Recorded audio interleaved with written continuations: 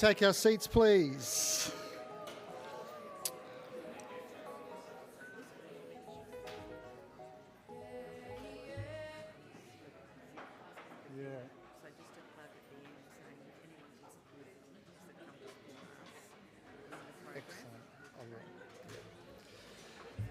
Okay.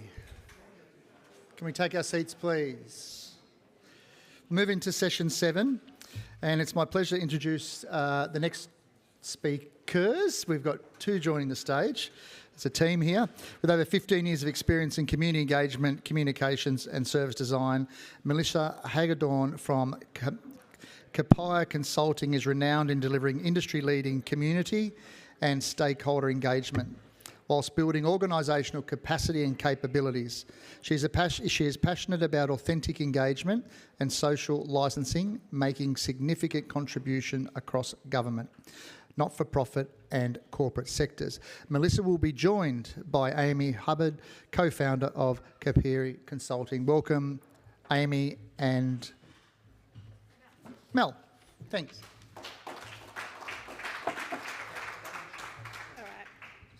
Amazing. Fabulous. So look, we know you're keen to get to the next kind of couple of speakers, so we won't be too long. But, we've been asked to discuss engaging cities, and don't really want to tell you how to suck eggs. But, very quickly, here are our faces. Amy started Capire Consulting almost 20 years ago. Yeah. So just a little bit about me. Probably about 26 years ago, I graduated from university as an urban planner. And urban planners, there is a statutory requirement to do this thing called public engagement.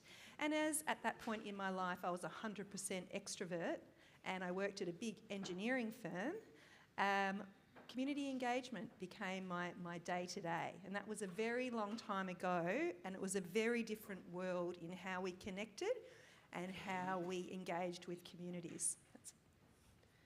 And I fell into it. I was going to be a lawyer, and I found that I could actually have more impact by actually working with communities.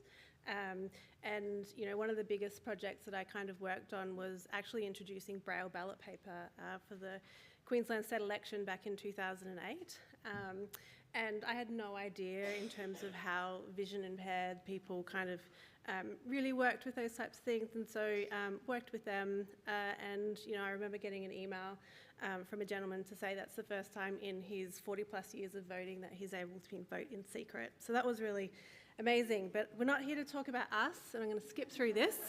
So we're going to talk about some of the challenges that you may all face in terms of engaging with businesses within your kind of region. And, it's not always that straightforward. One of the first challenges that we have is actually who owns that relationship within council with businesses. You've got planners, you've got economic development, such as yourselves, you've got compliance, you've got the community engagement team, you've got our lovely friends in marketing, who all feel like they own the relationship with businesses or your community. And so it really, as Shannon touched on before, like you just want to have a coffee, want to kind of have a one-stop shop conversation. And so how do you as council kind of join that up? The other thing is diversity. So how do you kind of make sure that you're engaging with a diverse range of businesses, not just the ones that are easy to access, the ones that are screaming at you down the phone or on the emails because you haven't got something right or they've not met a compliance. And so how are you getting those ones that are just, in their office or out in the community doing their job, too busy to talk to you? How do you make sure that you have multiple touch points with them in terms of that diversity?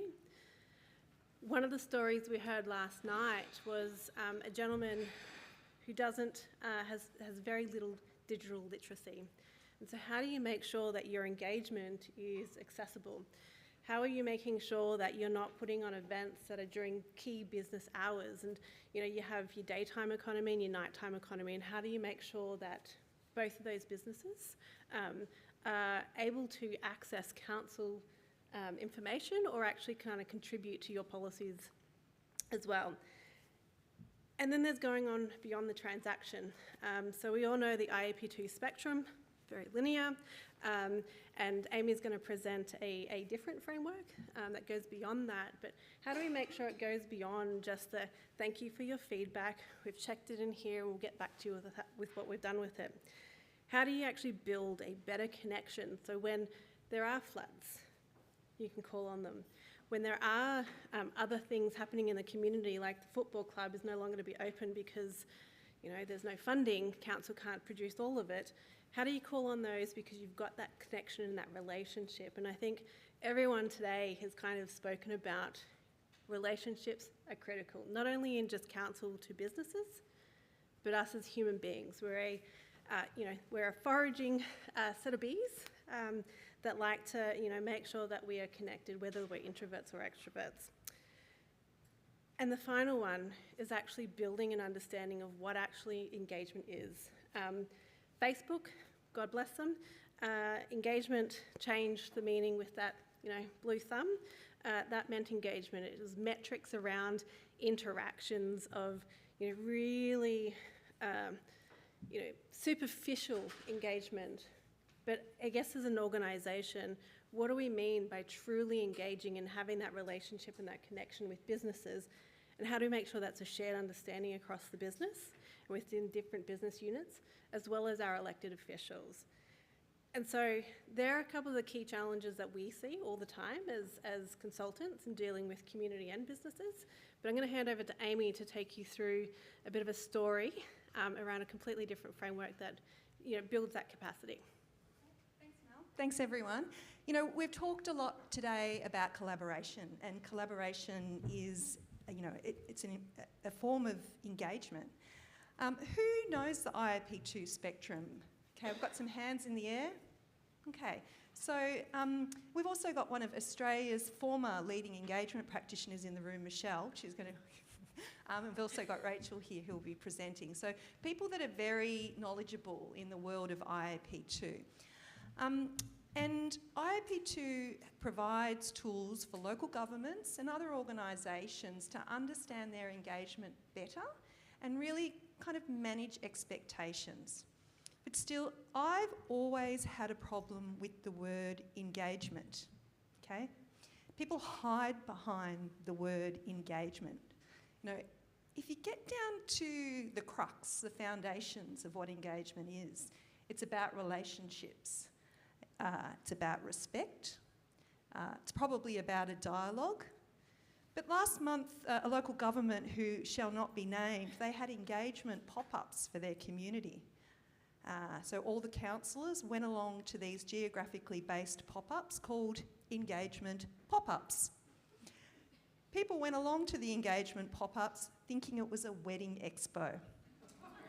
Okay, so that's my first key message. When you're having a conversation, because engagement is a conversation with your community, you never call it engagement. In any local government at any stage, you have numerous engagement processes going on, where there's a bit of a stop, there's a start and a stop or a pause, and then we'll start again. Some things are ongoing, but a lot of them are strategic processes. And on average in Australia, for a local government, you'll have 80 engagement processes through a year. Imagine the user experience. Where's the front door to 80 consultation or engagement processes? Where's the relationship management there? The other thing about local governments is 90% of the engagement that you do is actually an informed exercise. And that's okay. It's about providing the community with information.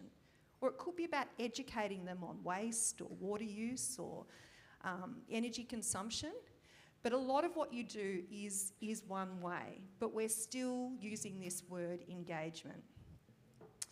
So a few years ago, I was thinking about engagement, and I was embarking on a project with the local government to put together an engagement framework. And I was like, what is even a framework? Is that the how or the why or the what? It's kind of like a policy, a bit more of a doing policy. If you're going to put together an engagement framework, because I'm the hater of the word engagement, it's like, well, we need to define what it is. We're not just going to call having relationships with our business community and all the other communities within our local government. We're not going to call it engagement. We're going to understand what it really is. So I did some engagement. Did some focus groups internally in the local government. And my first stop, because my client worked in corporate comms, had my first stop, which was a round table with, we had sort of media, we had the mayor and the CEO's team there, we had comms, we had marketing, and they said things like, you know, engagement to us is maintaining our webpage, maintaining our Facebook, getting public notices out and media releases, writing speeches. We've also got customer service in here. There's a bit of, you know, there's the 1-800 number people call in on. I was like, okay, I suppose that's engagement. You know, that is having a relationship, providing information. And they said, because we are the voice of the local government, we own engagement. We're the voice. Okay, I'm like, okay, noted. All right, thanks, that's quite strong. And I think, you know, there was even like a fist on the table. We own engagement in this local government. My next step, it was urban planning, but urban planning's more strategic planning. So we did have our economic development advisors there. We had kind of the asset management, project management. Yeah, planning was sort of strategic and statutory. Again, sitting around a table, a little bit of a different crew from the first focus group, different in many ways. And they talked about the engagement that they did, and they talked about that it was strategic. It was about the future. But it was also about managing the impact. It included things like workshops and drop-ins, and they'd have even design charrettes for an urban design framework. And they talked about how they're the only team or sort of directorate within the local government that had legislation governing the way they did this thing called engagement. So they had to do it, okay? So they felt that they had to do it. There was no thumping on the table. They just said, look, we're the only ones that have to do it, so we're the only ones doing it properly. We've got legislation telling us what we should do. So, okay, noted. Third and final stop was I went down to the youth services, which was a youth drop-in service adjacent to a skate park, because all young people want to be at the skate park, right? But it was co-located with health and community care, elderly services, and I met with the community development workers or officers who were so distracted because they were dealing with people that couldn't pay bills, needed food support, they needed all the things, but they were having in front of me conversations, supportive conversations with communities. They were like, who are you? You're a consultant, you're from the dark side, we don't want to have the focus group with you, but we'll just tell you how it is. We're the only area of council that has these conversations with vulnerable people, people that need our help on a day-to-day basis. The ivory tower up there, the corporate comms, they don't actually have conversations with people. You know, the stat planners or the strategic planners, they'll write a plan and they'll do this thing called consultation. They don't really want feedback. We're the ones that are actually with the community all the time. So it's like, whoa, okay. They were just like a little bit radical. Again, a very different vibe of human.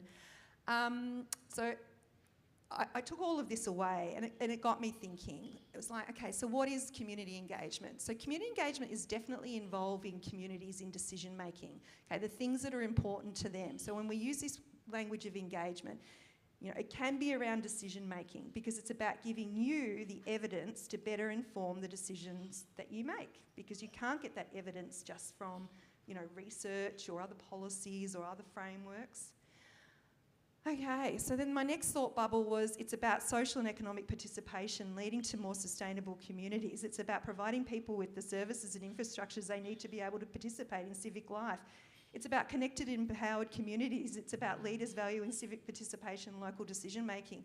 Whew, it's like, okay, this thing, engagement, is a lot. And we still just keep using this word engagement, which means nothing, really. You know, it's a lot. So luckily, I'm married to someone who is also an expert in community engagement.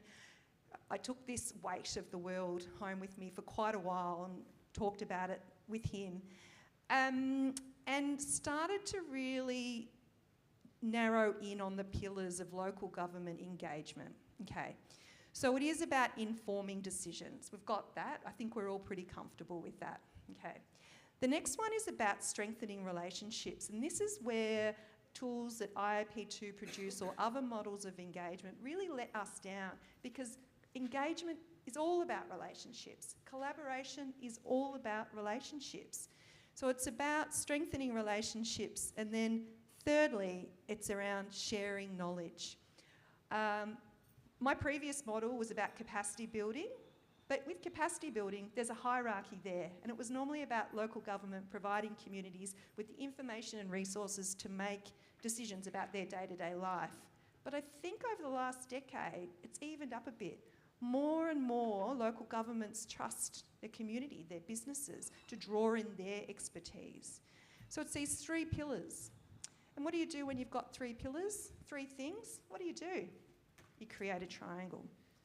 So I'm just giving you the teaser about the triangle now, but it's a tool to help local governments to have a conversation about the purpose of their engagement.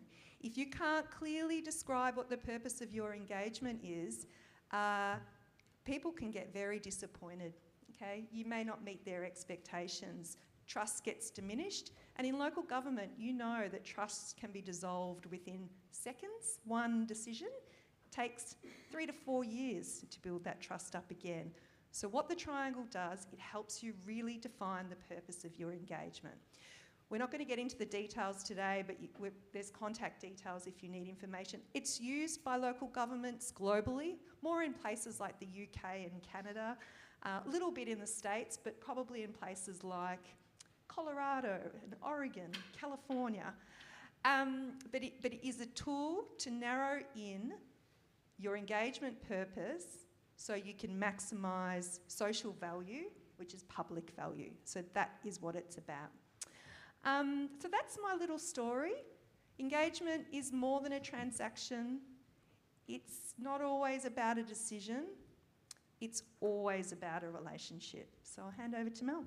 Thank you. And so we'll ask for 3 takeaways, and they're pretty self-explanatory. So enduring relationships, it's that building that trust.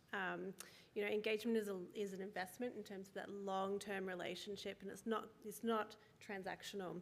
The user experience. So if you're providing a really poor user experience, like the procurement process, or you're kind of a business is kind of going through BAS statements, and you're kind of, hey, I want to talk to you about this really cool policy or really cool program that we want to run. They're not interested. They're not in the business of council. They're in the business of running their own thing, paying people, cash flow. And so making sure that you're having joined up conversations. So as an individual that is going to have a conversation or has the opportunity to talk to that business, you're not talking to them about your issue, but you're talking to them about all of council's, programs, opportunities, and then you're taking back all their issues to share that within council and making a commitment to go back to them. Mutual respect, I think we all know this one, is, businesses are really important to the local business, it's the local council. The more businesses you have, the better the business there, the more that they attract, you get more people living. Businesses, if they're really bad, people don't turn up. Council, if you do a bad job, they can't just move to another local government area. They can't just go, I'm not paying rates this quarter. And so, you're going to make sure it's inclusive. You're going to make sure that you're flexible. They run on their own timeline, not council's timeline. So, look, we started in Brisbane. We launched 12 months ago. If you have any questions or, we're really open. We're a social impact business. So if you have any questions or you're going, how do I actually do this in my particular area, give us a call. Oops, I'm going the wrong way. Give us an email. We're happy to help. We don't need to pay for us for that at all.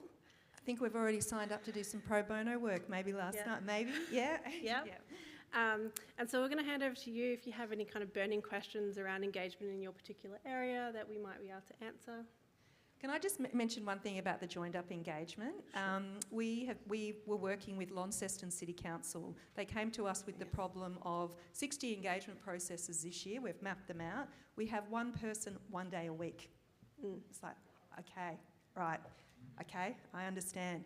What we were able to do with Launceston, because they were open to innovation, we turned those 60 projects to 4 campaigns over the year. So one conversation went for 3 months. It meant that, I can't start tomorrow on my economic development strategy engagement. I can't. I'm going to have to wait 3 months because we're going to have a conversation about, sustainable economies, which is a much broader conversation that will feed into a whole series of projects. But because what we've been able to do with Launceston is save them a lot of money, but the winning part is it's a much, much better user experience. It's 4 conversations that are clearly demarcated. They've got enough time to build that knowledge and awareness, and then you move on to the next thing, rather than this sort of fragmented process of different things happening at different times. So I just wanted to put that out there as well. If you Google Tomorrow Together, there should be some cases. Tomorrow Together, Launceston, yeah.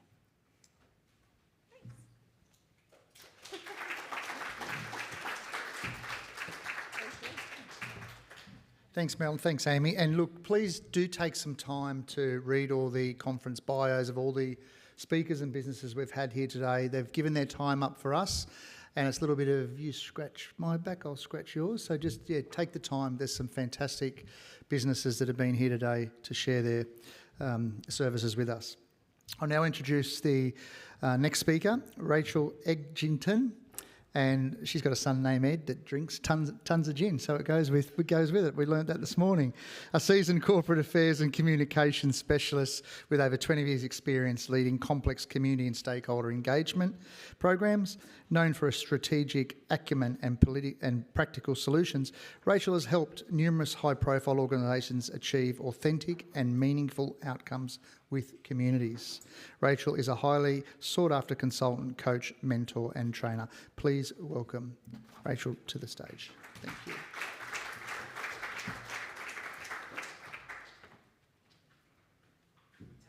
Well, actually there's 2 of us coming to the stage. I'm on next, but I'm going to help Luke out with his presentation. I've got my support crew in play. We got the new slides up? Hello. Working? I'm going back a bit. There we go. Cool. Testing. Sorry, my name's Luke Forster. I'm the Director of Advocacy in the Commissioner's Office.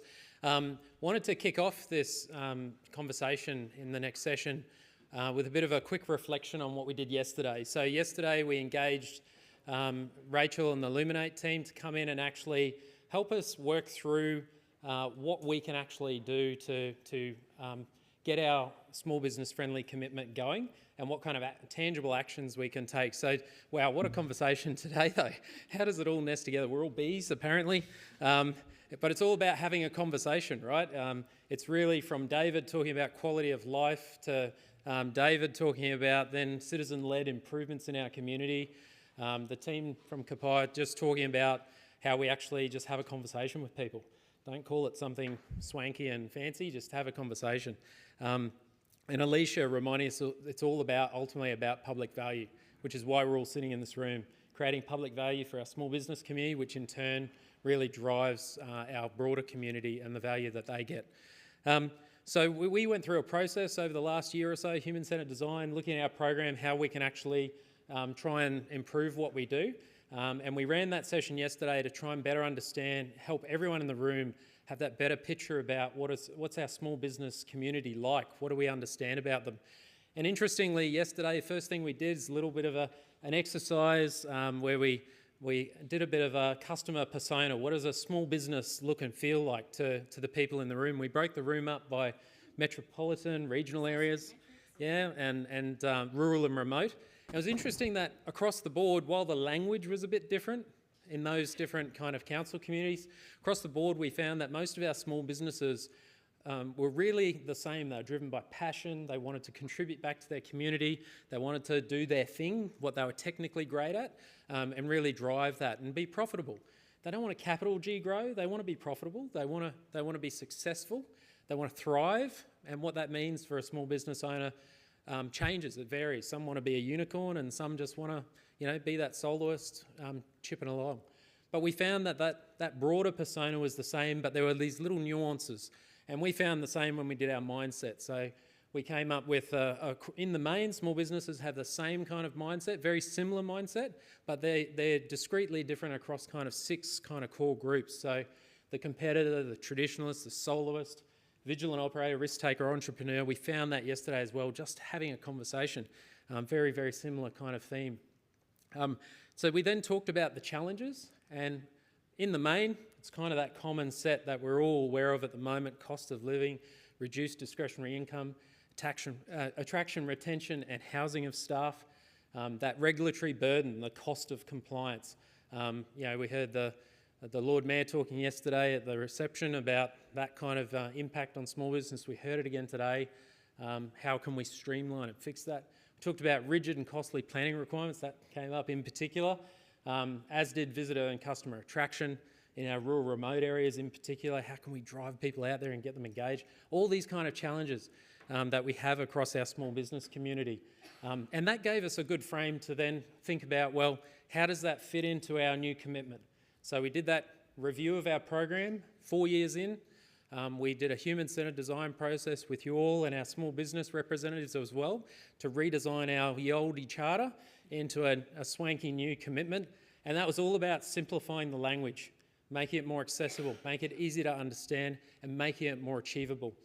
So we had our 5 new principles, our 15 deliverables. We worked through those yesterday to really identify a new set of actions that we can collectively share, a catalogue of actions for you to draw upon. And that's exactly what Alicia was talking about this morning. So the why, the how and the what. So we've got the why, we're all here, that's right at the top of that commitment. We're all here to help small businesses thrive. And the principles and deliverables are kind of the how, and the what is those actions that we created. And the Small Business Action Plan that's new in the commitment is all about trying to put the rubber on the road now. We've had these great conversations over a few years. How do we rally around that now? How do we work as a hive to get some traction around those smaller things, learn from each other and keep sharing those ideas? So we went through some of the key actions that we found across our cafe, our World Cafe yesterday, which Rachel's about to talk us through.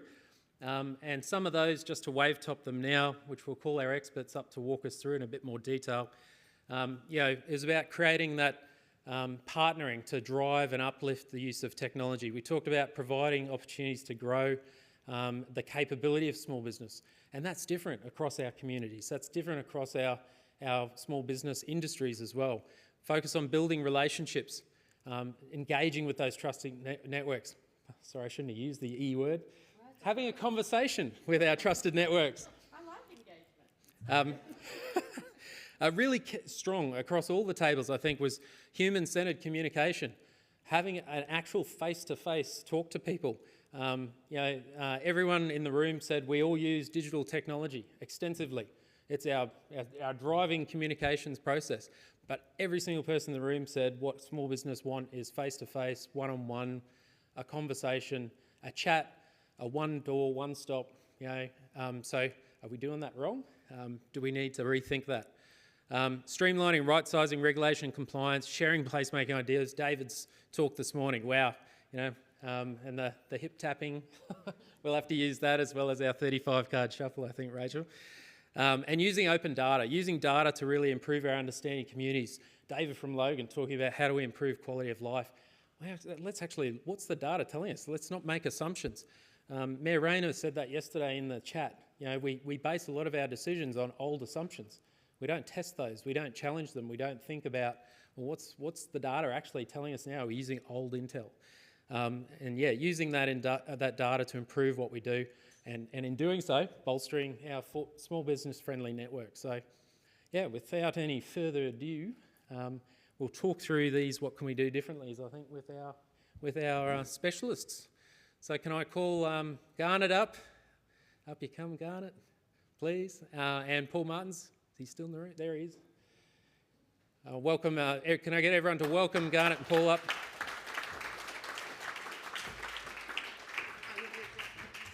Okay. So is this the presser? Okay, gotcha.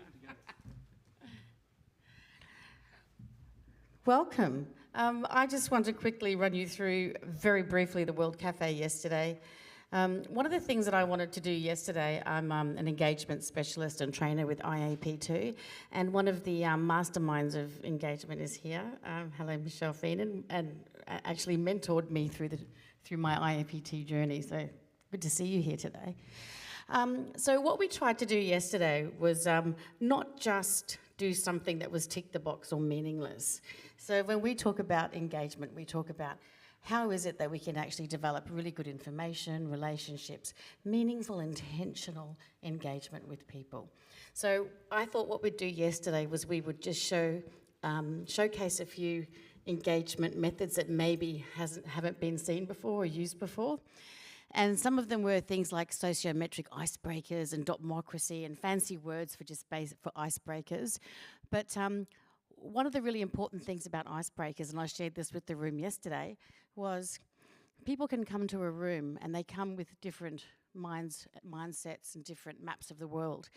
And it is our challenge as facilitators and professionals to actually, when they come into the room, to provide an experience where they can start to feel positive emotions or a positive experience. Sometimes that can be very hard in engagement, depending on the topic that you're working on. But the more you can provide a feeling of safety and a feeling where they can open up and a feeling where there's positive emotion, the more likely they are to have an open mindset and open up to different perspectives. So we really showed yesterday quite a few ways that you could do that. And I think the 35 card shuffle was the all-out favourite in the room. I think that was what we got yesterday. And then we did a World Cafe. So a World Cafe is basically the round tables that the Small Business Friendly program have been doing with you as members, but on steroids. So there's a real process to a World Cafe, which some of you probably are aware of, but I won't go into it. But there's different topics, different tables, and everyone has to go to a different table each time we swap tables. And it's a really great way of having a really intense, really collaborative engagement experience where you get to meet a lot of different people and hear a lot of different perspectives and make a lot of really great new relationships and friendships, which was a really good experience yesterday. And these were the tables we had. These based on the 5 principles. And they all have 3 deliverables. And I think, as Alicia was saying before, principles, deliverable, commitments, you know, there's a lot of jargon that can go around when you're working in local council and when you're working in government. And one of the things that I like to do as an ex-journalist is cut through that jargon. So we really tried to talk to people yesterday about, this is lovely, these are lovely words. We really like them. We like the intention of them. But what does it mean? Back in your region, what does it mean? What are the actions that we can actually put in place? Help us develop a meaningful shopping list of actions so that we can have more intentional and productive and efficient and successful action plans for small business. So that's basically what we did yesterday. And Paul Martins from the City of Moreton, and then we also have Garnet from Boulogne Council. I'm not allowed to say baloney because sometimes I just did, yes. So what I want to do is I want to ask both of them a question. And the first question I want to ask you is, you were fantastic table captains and table facilitators yesterday, so thank you. But I'd really like to know, what was the best idea that came out of your table yesterday? And I'll start with you, Paul. Look, it's hard. It's like children, right? Although I do have a favourite. So look, I think fundamentally the best idea were the simplest. And what were they? So Tim on the Sunshine Coast, they put out a newsletter just for their chambers and industry groups that gives them content that then they share with their members. So they make it easier for their chambers to share the information, so they don't leave it up to chance that the right message will get out. Really simple. Lots of different councils get together with their groups, with all their economic development advocates, whether it be chambers of commerce, industry groups. Some do it monthly, some do it quarterly, some don't do it and now are going to do it. And so the number one best thing was some really simple, almost no cost ideas to just get going and just start that engagement and increase collaboration and support and activity across their areas. I love the idea of no-cost ideas. Did anything in particular come out that you thought was a really... Well, all those that I just described, they're your time, so there is a cost, but they're not costly. So again, sometimes, the thing I always get from this conference is usually the best ideas come from the smallest councils. And it comes from the smallest councils because they work off the smell of an oily rag. So we've got Jess here from Mariba. She reminded us yesterday, 0.6 of a resource with 0.8 of a budget. But the stuff Jess does and some of the stuff she's done with Google assistance for small businesses and making sure they can be found, etc., it's her time, but it's not a big $200,000 program. And, in say, the bigger metropolitan councils, Ross or in Brisbane or myself in Moreton or maybe Ipswich, Logan, etc., sometimes we think we have to go for the big bang, big buck, and sometimes you do, but the best ideas, if you want to help small business, those grassroots, really tailored, specific, you're solving a really specific problem, are the best. So that's what I got out of yesterday, was just the amazing number of examples across Livingston, and they won an award for a good reason, but there are other good examples yesterday of some of the initiatives they're doing as well. So yes, there are, and I think that's part of everyone's going to get a shopping list of these ideas. I saw lots of ideas I'm going to rip off and say are mine. From Australia's most It is. And if you've got any questions for either of our panel members up here, think about the questions you'd like to ask them in a moment too. Garnet. And I have to follow that. So I'm just going to say ditto. No. I mentioned something yesterday. I'm going to take that back as probably the most interesting thing I heard. It's actually the interesting thing I observed. I've been to a number of forums similar like this, economic development, small business support, friendly. You guys are doing a great job. It was I guess it was just this immediate, when we were sitting around the table, there was this tension, and then within about maybe a minute, you just saw this release. And I think that has a lot to play with what we're talking about now. Much more willingness to share. Within the room, there's this element of competition. I didn't see any of that yesterday. And I think that is a really turning point. Tony, you mentioned about Rapid and how we work in the bush. We all have to work together. I saw that yesterday, playing really well. Didn't matter if we're out in the bush, rural, remote, regional, or metro. The underlying issues the businesses are facing, there was similar commonality. Didn't matter where we were. But that was, I think, the real taking yesterday, was just that everybody is experiencing this. Let's work together, which is massive in this game. And Paul, you've been at it for years. I've been at it for over 30, including Canada. I've never seen anything like that, and honestly, until yesterday. Why do you think that was yesterday? I think we have to go to the audience for that answer. Maybe just the different format. The way it was much more engaging, the icebreakers, the card shuffles. I think you broke a lot of that tension up, and then people were just willing to converse and open up, talk about projects. Paul, you quoted a lot. You got a better memory than I do, but no, but yeah. Did everybody agree with me? Like, there's just this when you go on Teams, the odd time you're a little bit hesitant. It's like, I can't say too much, and you got 2 minutes. I often go over the 2 minutes, but I just saw that yesterday, that it was just refreshing, the fact that everybody was willing to share, listen. I need to listen more. Other than that, yeah, that's my taking. Well, I also wonder if there's anybody in the room from yesterday, if you had a great idea that you heard that you wouldn't mind sharing with the rest of the room. Did anybody hear a really good idea from the room yesterday, from any of the tables that they were on? Yeah? Let's hear from Dom. Here we go. This may not be the idea that you were hoping for, but I loved the elf on the shelf. Does anyone, if you weren't there, so basically we had a council that ran a program where at Christmas time they would use the elf on the shelf and they would move it around the businesses to move the foot traffic so that the families would go looking for the elves. Hands down my favourite. I had to ask what an elf on the shelf was. Does anybody here not know? Am I the only one in the room that didn't know what it was? Okay, well apparently it drives traffic because it's like Where's Wally?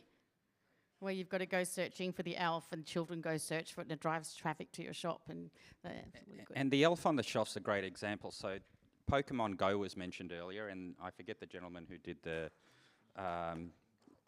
Main Street talk earlier, but I agreed with everything he said. So we did Pokemon Go, and we bought for about $200. We bought a few tokens in key areas, and it drove amazing foot traffic to two areas. So it doesn't take a lot. Again, lots of low-cost solutions out there.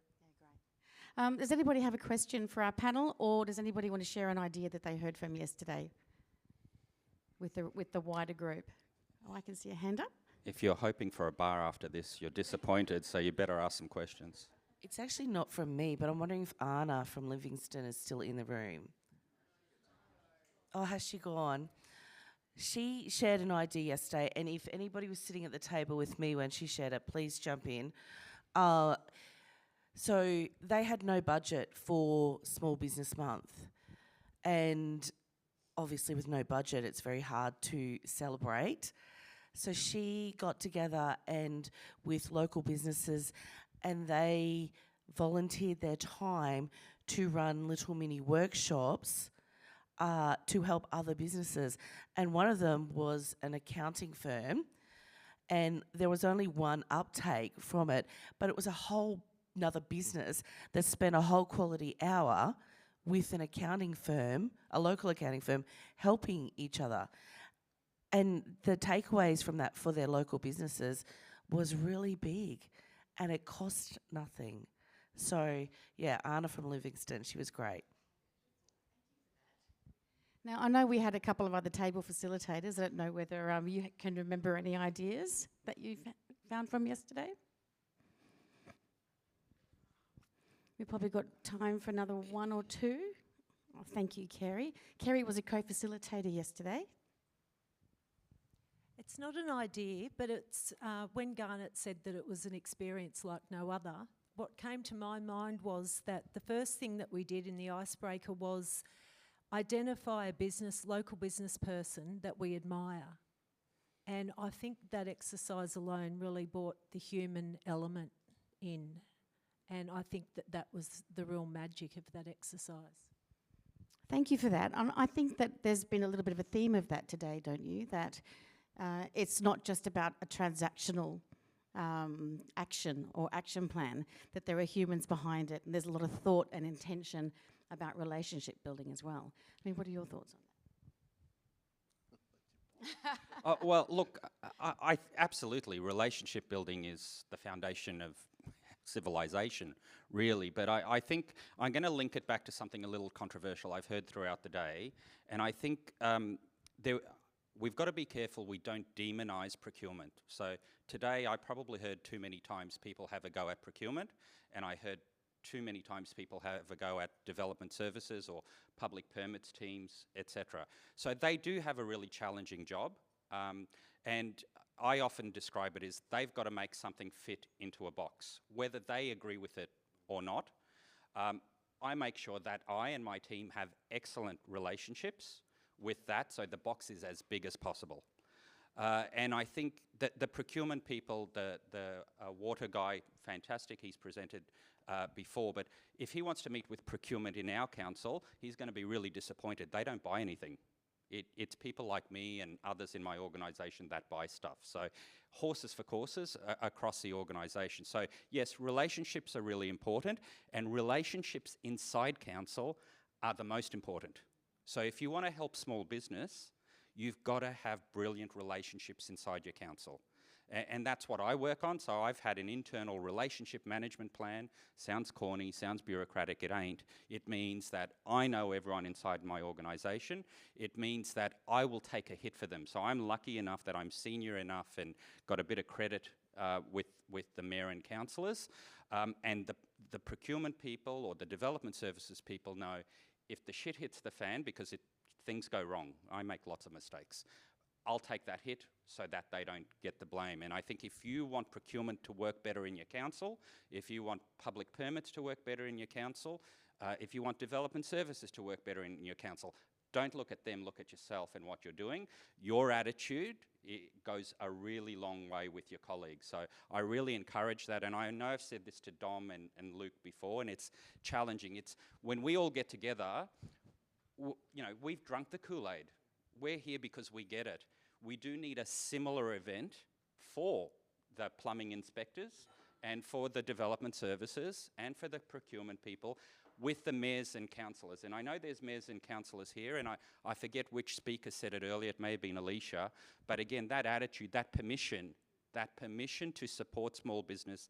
I've got a great CEO whose motto is, have a go before you say no. And I use, if I get a no, I just have to say, remember, have a go before you say no. And they go, yeah, all right. And just something like that from the CEO. So, again, sorry, I digressed, but I think it's really important we don't demonise our colleagues. So I've got a rule with my team. Outside the organisation, they are champions, they are brilliant, even if stuff hasn't worked as well as I would have liked. Inside the organisation, we go our hardest, but we always work with them. So relationships are key, and don't just think it's external relationships. You've got to keep working on those internal relationships. Great, thanks. And any other questions before I'm going to hand over the last word to Garnet? But anybody have a question? Oh, we've got a couple of questions. Michelle. Thanks, Rachel. Not a question, more of a response to the point that Paul was making just then. I'd probably take it a step further and think of our organisations, whether it's a local government or a large business or whatever, from that systems perspective. It got talked about in an earlier conversation around what's complicated, what's complex. But if we think about local governments, and I've worked within local government and worked for local government, that it is a complex system. And so getting that alignment, as Alicia talked about, getting that alignment between the paddock and the peak is part of that story of thinking and working and espousing that sense of working within a system. Absolutely, thank you very much. Any response? I thought that was a very good point.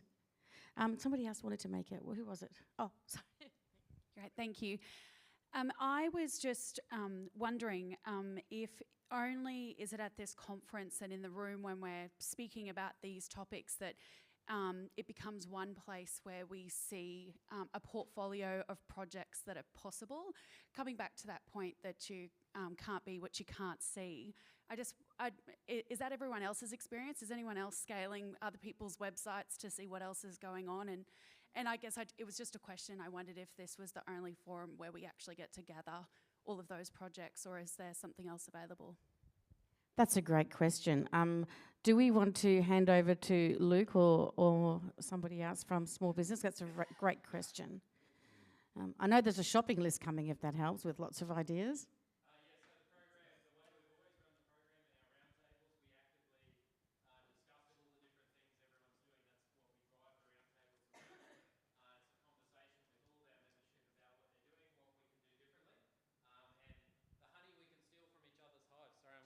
Plugging the different speeches today.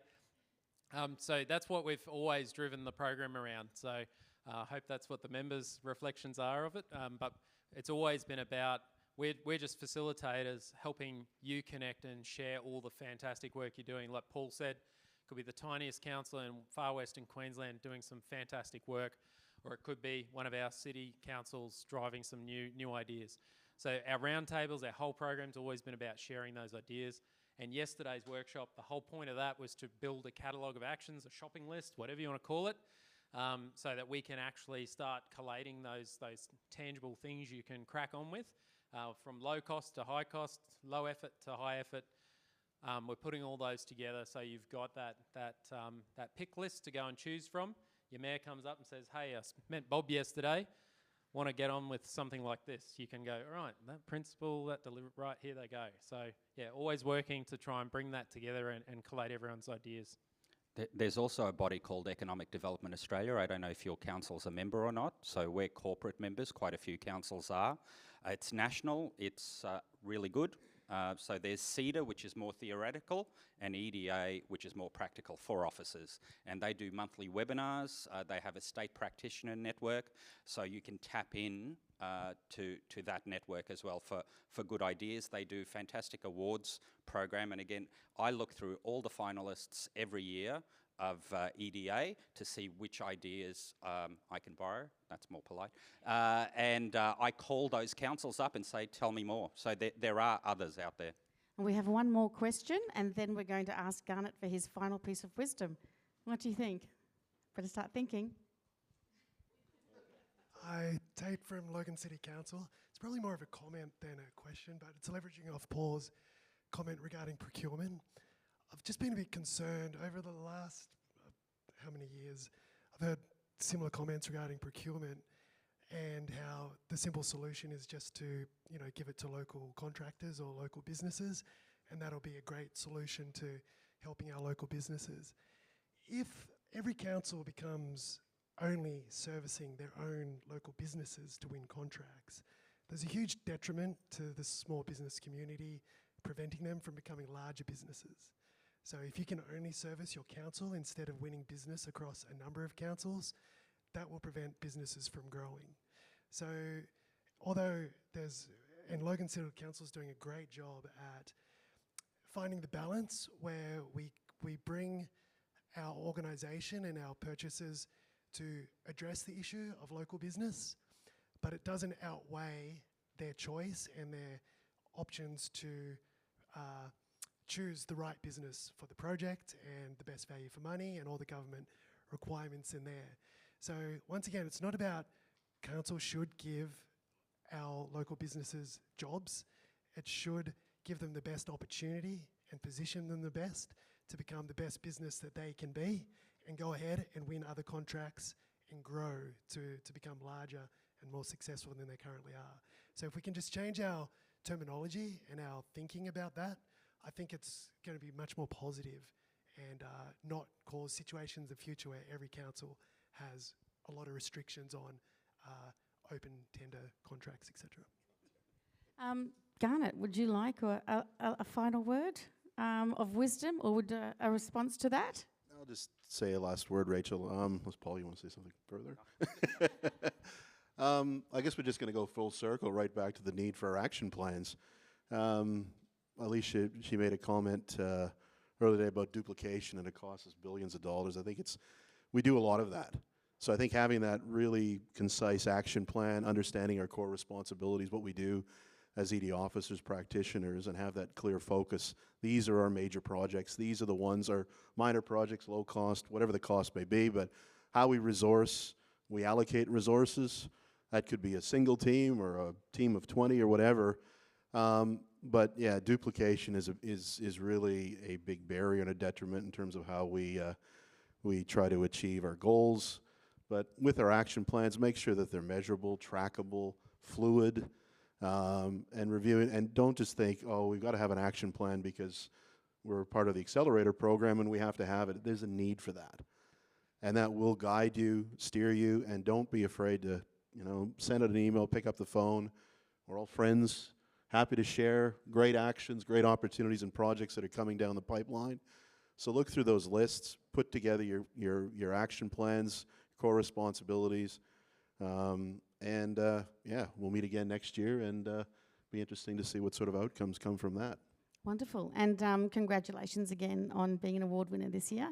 And thank you for your time, both of you, yesterday, being a captain of the table, and for today with this panel. So thank you very much. If we can give them a...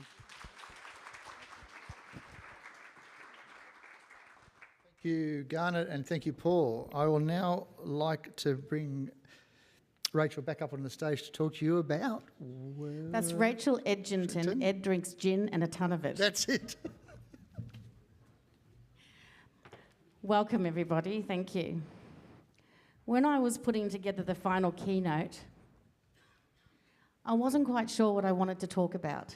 We had some really good ideas in our meeting, but, you know, it's the end of the day and I'm a menopausal woman. So the cognitive brain fog is coming in around now. I don't know how you all feel, but I think even if you're not a menopausal woman, you're probably feeling a little bit of that cognitive brain fog. But I really thought about it and I thought, maybe I could get up and talk about engagement and IAP2, and I thought, no, that's boring. And I thought, maybe I could get up and talk about well-being and health, and I thought, no. And then I thought, well, maybe I could tell a story. And maybe I could actually leave you all with a gift. Because I think the fact that you've been here, for some of you for 2 days, and you have given so much to the process and so much to Small Business Queensland as well, and so much to each other. So what I thought I'd do is maybe tell you a little story about resilience without trying not to cry.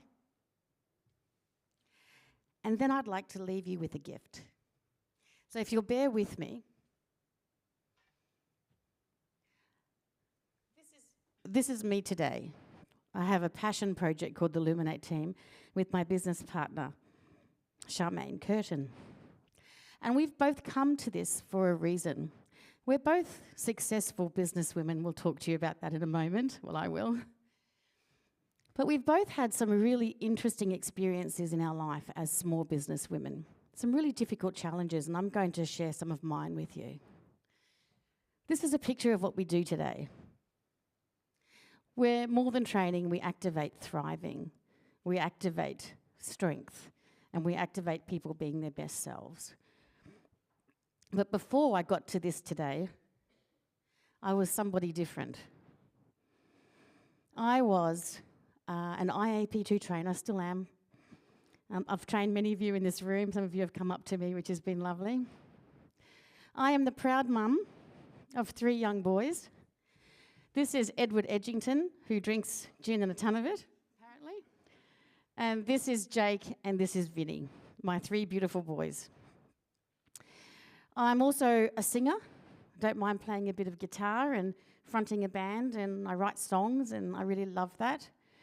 I love what I do. I love being a facilitator and a trainer. I like making a difference. I was also, once upon a time, in 2010, a BRW fast starter, which is pretty cool. One of the few women founders of a BRW Fast 100. So that was pretty cool. I've also been told I look like Julia Morris. No? Yeah? What do you think? Someone said to me yesterday, who was it that came up to me? We were trying to think of the name, but we were both, did you remember it in the shower like we thought we would? I found that yesterday, and I thought, I'm going to put that up there just for you, Leanne. This is me in 2010. Life was pretty good. I had a lovely husband who was a marathon runner. This is him doing the Comrades in South Africa, if anyone knows anything about marathon running and ultra marathons. This is me starting up my business. I think I'm 38, and it was called Plum Communication. I still have it. I still have Plum Communication because I still do engagement and all those sorts of things as well, and IP2 training. And this is a picture of us in South Africa in 2010, where my husband showed us where he came from, and it was the most magical trip, and we were on top of the world. This is BRW. Oh, I was also a Telstra Businesswoman finalist. Oh, God, life was good, wasn't it? Wouldn't you like to be me? So this is probably the last photo.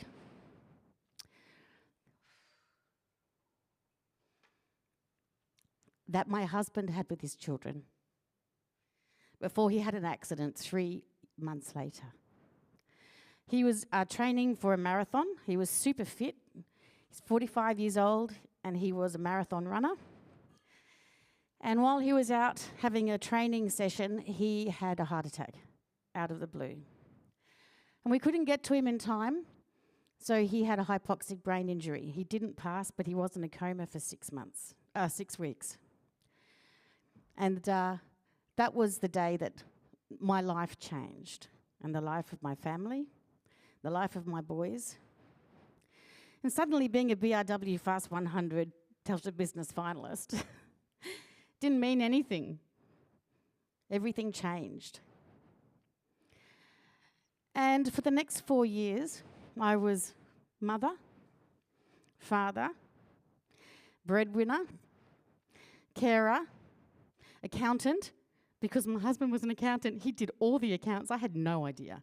I was the creative. So suddenly I had to learn profit and loss and credit, and I had to learn how to do internet banking. So it was a really tough time. And my children obviously went through a very traumatic time as well. And 4 years later, Greg, my husband, passed away from complications. But we cared for him for a long time. He wasn't himself after that.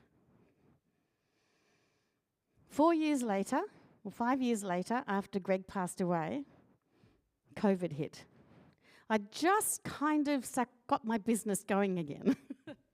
After 5 years of going through that kind of trauma with my family and being all of those things and running a small business, I thought, okay, I've got it back again. I've started to build it up again, and then COVID hit.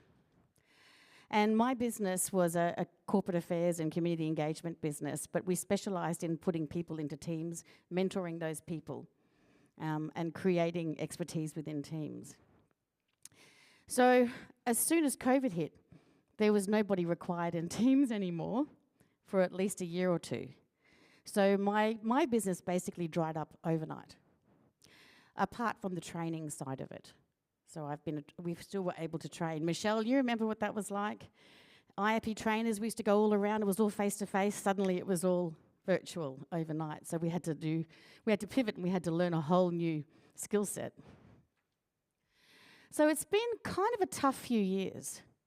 And what I wanted to do was share with you my road back, some of the things that helped me. And I went and did a coaching course, a Cert 4. I went and did a leadership coaching course. And then I found my way to Melbourne University and a Master's in Applied Positive Psychology. And I'm wondering, has anybody here heard of positive psychology? Okay. So what I want to do to wrap up today is I want to share with you something that helps me in my everyday when it comes to finding my way back, when it comes to helping others around me find their way back too. What is positive psychology? Well, about 22 years ago, Martin Seligman, he was the chairman of the American Psychological Association. He went to a conference and he said, why is it that we always concentrate on what's wrong with people? Why do we put all this time and effort and gold standard research into what's wrong, what the deficit is, and how we can fix them? What if we put a lot of time and effort and gold standard research into what's strong about people, what's right about people? What can we do to research what's right rather than what's wrong? And what if we put that into a bottle?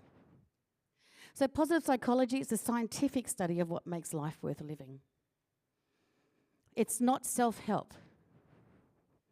It's not like, hey, I lost 10 kilos just eating honey, so I'm going to show you what my strategy is. That's not what it is. It's completely evidence-based. It's a scientific approach to studying what it is about humans that makes us thrive. Why is this important for us? Well, 1 in 5 people will experience a mental health challenge. But when we're looking at small business, it's actually significantly higher than the average population. And I can only imagine the vicarious trauma sometimes when you're in council, and I've worked with a lot of councils. I know the burnout. I know how fatigued you are. I know how you're so well-intentioned and so under-resourced. It's a really difficult place to be. And not only that, you're helping people who are in a challenging space as well. So what should we do? Well, these are just the fields of positive psychology, all the different things they study. There's something like several 100,000 research papers now in all different areas of positive psychology.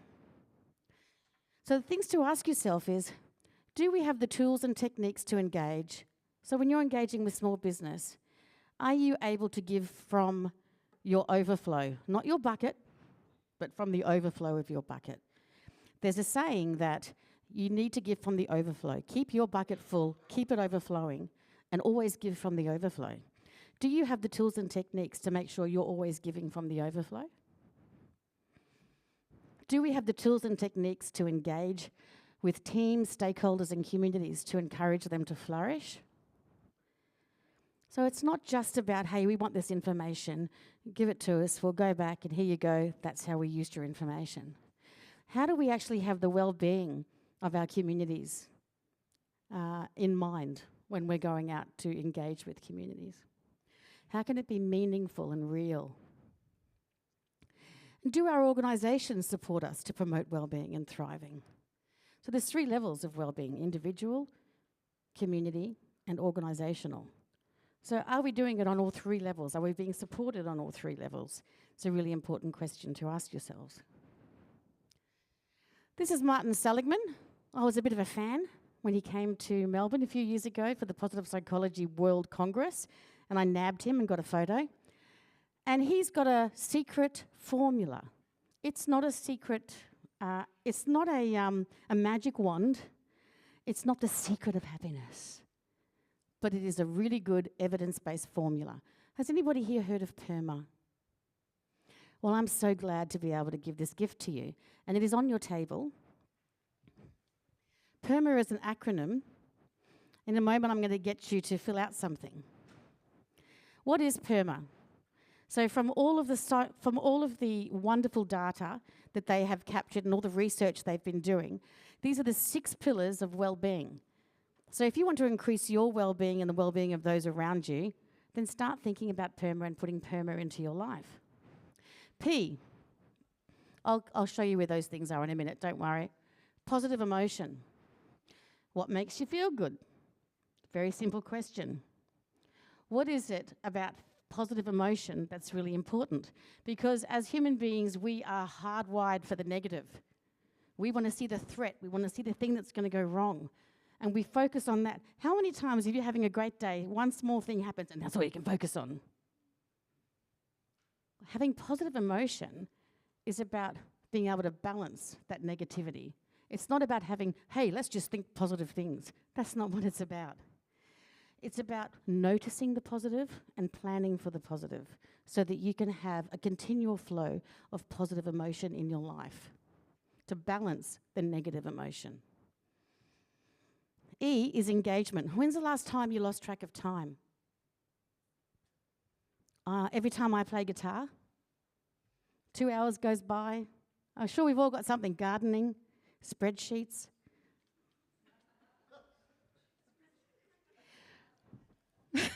I always get a laugh when I say that. Whatever indulges your time. And it's not binging the latest show on Netflix. That's not what flow is. Flow is something that you're engaged in and you're improving a skill or you're being mindful and you come out of it and you've lifted your well-being. Relationships, straightforward. We all need good relationships. But who brings you joy, peace and support? Who do you have in your life? Are they uplifters or are they drainers? Which one are you? Or are you somewhere in the middle? Meaning. What causes are important to you? Is it your family? Is it faith? Is there some charity that you're involved in? Is there something that's really important to you? Achievement. Achievement is just a disguise for hope. Because without hope, there's hopelessness.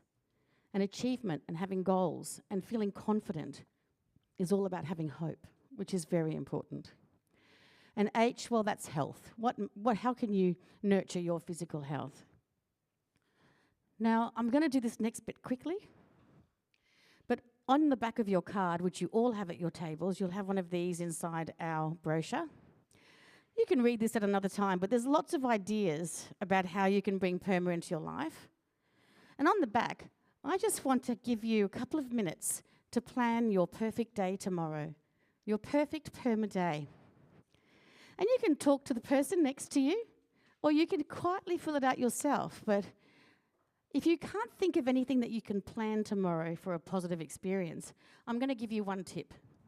There's this great research coming out about something called micro moments.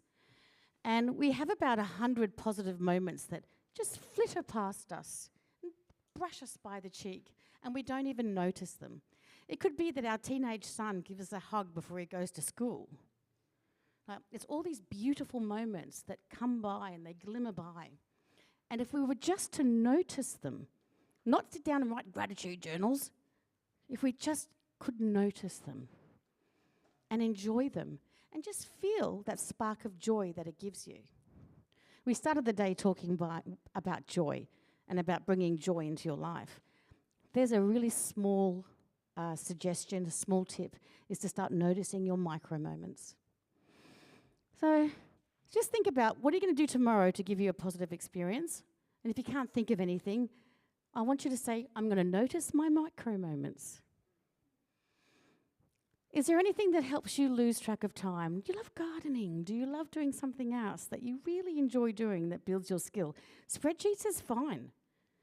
Whatever it is for you that you love doing. My husband used to spend hours and hours on spreadsheets planning our future. Enrich an important relationship. Leave a love note for somebody. Call somebody you haven't called for a while. Tell someone at work that you really appreciate them for the hard work they've been doing. All of the small business team, I appreciate you. Feed your purpose. What can you do that feeds your purpose? Is there something that gives you meaning? Can you practice faith tomorrow? Can you do something nice for someone?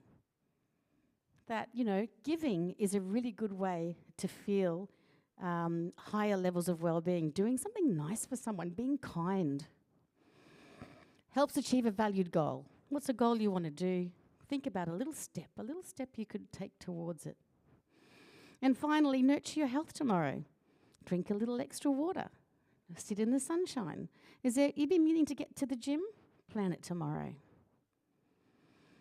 So, what I would like to do is say to all of you, this is where I am now. I'm in a space where, yes, I do all of the corporate stuff and engagement and community strategy and blah, blah, blah. But I like to do it in a way that gives back, that actually leaves people stronger than when I got there, and hopefully feeling good about themselves and the world around them and giving hope. These are my 3 boys now at my 50th. And would you believe it, all of them are small business owners. So what I want to do is, from my family and from all the other small business owners who you're about to help because of this and because of your passion and because of your dedication, I would like to say thank you.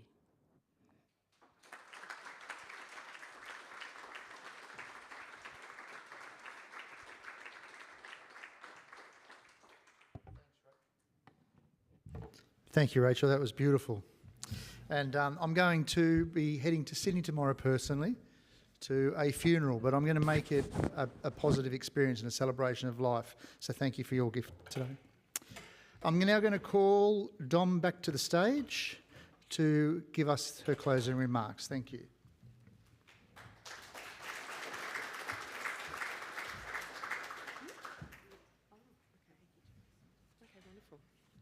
Thank you so much, everybody. I am not sure if you agree with me, but I think this is quite possibly our best year yet.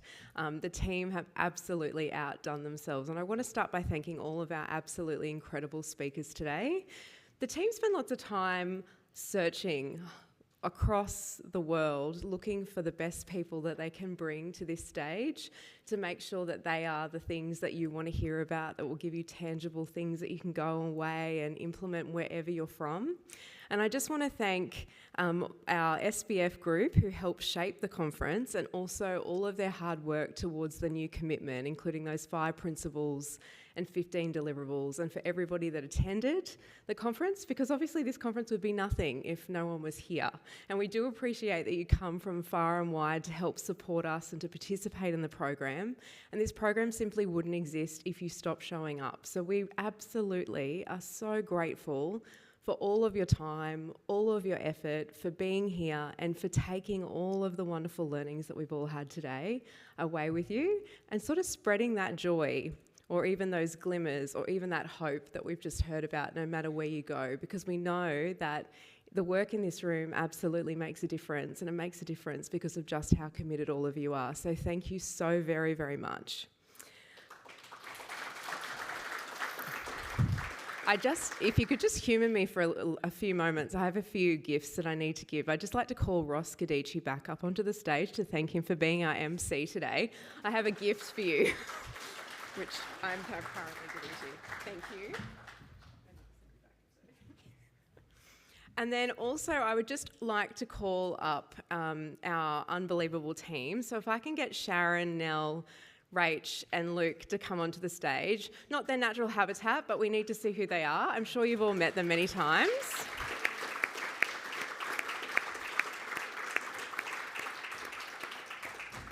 Now, there's probably a few things that you may or might know about these people, but Sharon, who you might have seen dancing around the room yesterday and getting very, very excited about everything that we do, really pulls together a lot of all of the content, all of the things that you see with registration, responds to you, goes out to our councils, liaises with everybody, does an absolutely incredible job and calls all of us into line. So thank you very much, Sharon.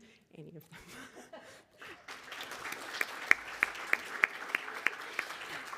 Rach, who has been with us probably the longest out of our team, maybe outside of Luke, who's actually leaving us in July. We're very sad. Many of you would have known Rach with our previous commissioner. She's been with us from the absolute beginning, and there is no one that knows more about all of you, including your dietary requirements, than Rachel. So we're very sad to see her go, but she's been an exceptional part of our team and will absolutely be missed. We're hoping she'll come back in 2 years after Europe. So, join with me in thanking Rachel. And Nell, who is absolutely our quiet achiever of the 4 up here. You never really hear from Nell. If you do hear from Nell, it's always very quietly. But Nell makes all of the magic happen, I promise you. She brings all of the laughs, she does all of the hard work, and also makes me feel much better about, forgetting my notes when we're doing awards.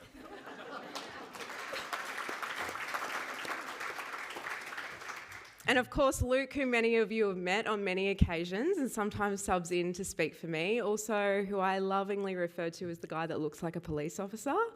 It is super, super helpful to have him when we're walking around some sketchy parts of Queensland. But Luke is extraordinary and leads our advocacy team and works absolutely tirelessly, not only for this office, but also in the SES, and probably volunteers for all of Australia. Puts in so much effort and time into our communities. There is no one that can tell you more about locations across this great state, and we are so grateful to have him. So please join me in thanking our team. And look, that's it from me. So please be safe, go far and wide, implement all the wonderful things that we've learnt today, and thank you so much.